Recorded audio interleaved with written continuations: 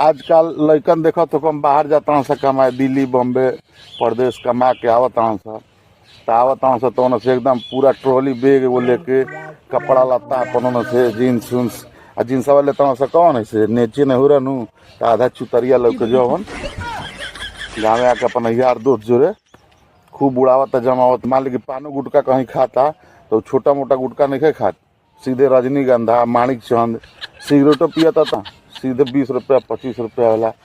अब 10 दिन के बाद उनकर जीन्स ढीला हो जाता। अरे जीन्स तो ढीला है जैसे ले लही बा, बगल ही ढीला हो जाता। अब 10 दिन बाद लड़का वह का कहता ए चाचा आवा है ना खोनी देवा का हो तू तो गुटका खात रहा वो रजनीगंधा। अब तो जाना तड़का का गुटका बड़ी नुकसान करता ऐसे घड़ी खैनी खातन।